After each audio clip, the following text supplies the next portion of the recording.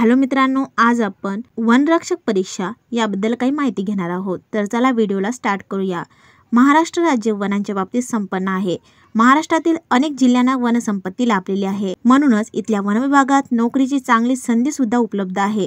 सरकारी नोकरी करायची इच्छा असल्यास वन विभागातील नोकरी करणे हा एक चांगला पर्याय देखील सिद्ध होऊ शकतो। वन विभागातील अनेक पदांवर रिक्त जागा येतात आणि तुम्ही त्यांच्यासाठी सहजपणे अर्ज करू शकता। तुमच्या पात्रतेवर आधारित त्या नोकऱ्यांसाठी अर्ज करा आणि परीक्षेची तयारी करा।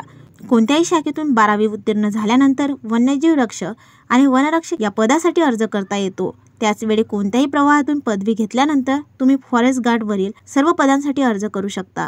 तर चला आता वन विभागासाठी वयोमर्यादा जाणून घेऊया।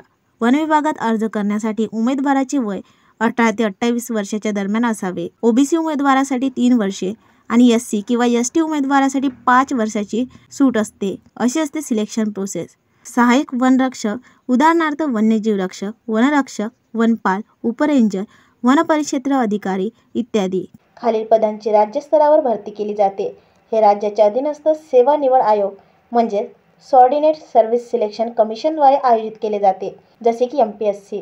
त्यामध्ये प्रथम शारीरिक मानक चाचणी आणि शारीरिक कार्यक्षमता चाचणी, त्यानंतर लेखी परीक्षा आणि त्यानंतर दस्तऐवज पडताळणी म्हणजेच डॉक्युमेंट व्हेरिफिकेशन असते। वन विभागातील सर्व पदांसाठी वेगवेगळे काम केले जाते। वन विभागाचे मुख्य काम वन्य प्राणी व जंगलाचे संरक्षण करणे तसेच झाडे लावणे हे आहे। तर असेच एज्युकेशनल व्हिडिओ बघण्यासाठी या चॅनलला सबस्क्राईब करा, ज्याचे नाव आहे पूजा द टीच। थँक्यू।